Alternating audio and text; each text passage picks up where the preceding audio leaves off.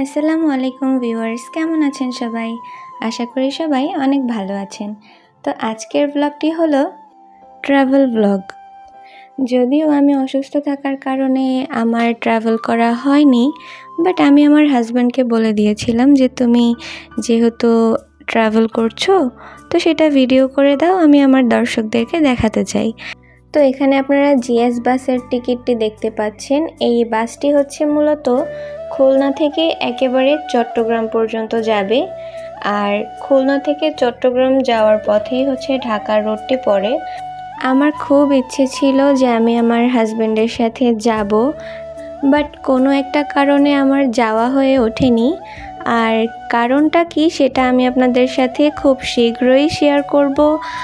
আর হ্যাঁ, ইতোমধ্যে সে হচ্ছে অনেকবারই চট্টগ্রাম গিয়েছে, বাট প্রতিবার ব্লগের জন্য ভিডিও করা হয়নি। তো আমি বললাম যে এবার তুমি হচ্ছে ভিডিও করে দেন আমাকে দিবা, তারপরে আমি আমার দর্শকদের সাথে এটি শেয়ার করব।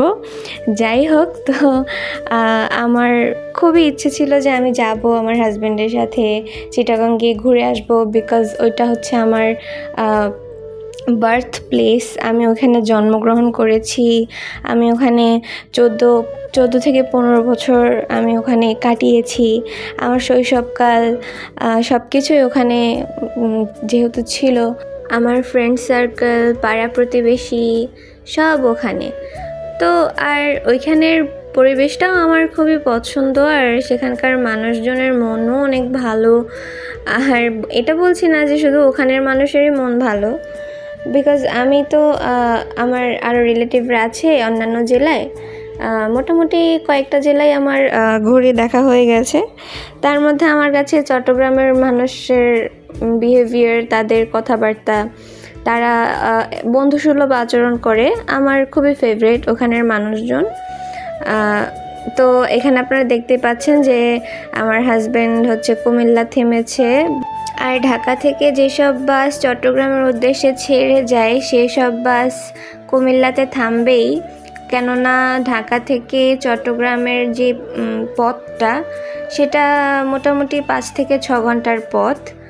তো অনেক সময় দেখা যায় যদি জ্যাম থাকে সেক্ষেত্রে 7 ঘন্টাও লেগে যেতে পারে। তো যাত্রীদেরকে বিরতি দেওয়ার জন্য কুমিল্লা বাসটি থামানো হয়। আর থামার পরে যে দেখুন আবার চলতে শুরু করে দিয়েছে। আর এই রোডটা এত অসাধারণ, এত ক্লিয়ার, মানে বোঝাই যাবে না যে আপনি বাসে আছেন। রাতের বেলা রাস্তাঘাট শুনশান নিরিবিলি থাকে।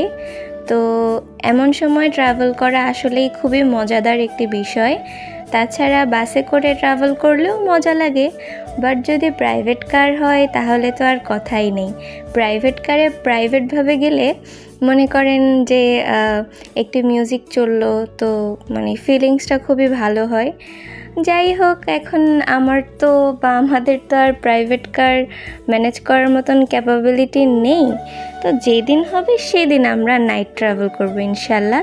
আর সেই পর্যন্ত অবশ্যই আপনারা আমার সাথে থাকবেন। আমি চাই যে সেদিনটি আসুক, আর সেই দিনটি আমি আপনাদের সাথে এই চ্যানেলেই শেয়ার করতে পারি। মানুষ কখনো একবারে অনেক কিছু পেয়ে যায় না, অবশ্যই তাকে চেষ্টা করতে হয়, পরিশ্রম করতে হয়, কষ্ট করতে হয়, তবেই সে সফলতার মুখ দেখতে পারে।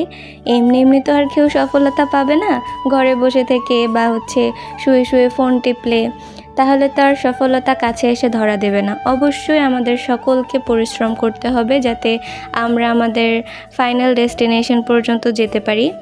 তো ফাইনালি আমার হাজব্যান্ড পৌঁছেই গেল চট্টগ্রাম। আর এখানে সাদিয়াস কিচেন দেখতে পাচ্ছেন।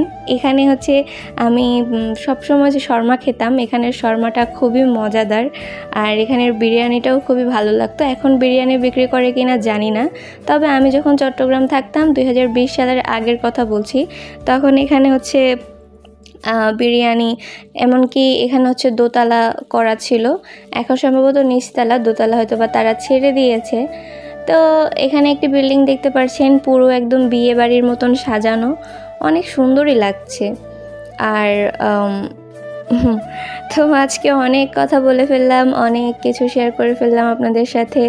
তো এখন আমার হাজব্যান্ড একা একা গিয়েছে বলে আমি সুন্দর করে ব্লগটি হয়তোবা আপনাদের সাথে উপস্থাপন করতে পারিনি, বাট নো ওয়ারিজ, আমি চিটাগং যাব, কারণ যে কারণে যেতে পারিনি সেই কারণটি আল্লাহর রহমতে ঠিক হয়ে গেছে। তো এখন আমি যখন যাব তখন ইনশাল্লাহ অনেক সুন্দর করে ভিডিও করে দেন আপনাদের সাথে শেয়ার করব। তো গাইজ, আজকের জন্য এতটুকুই। সবাই আমার নেক্সট ব্লগের জন্য ওয়েট করবেন, আর ভালো থাকবেন, সুস্থ থাকবেন, আমার জন্য দোয়া করবেন। আল্লাহ হাফেজ।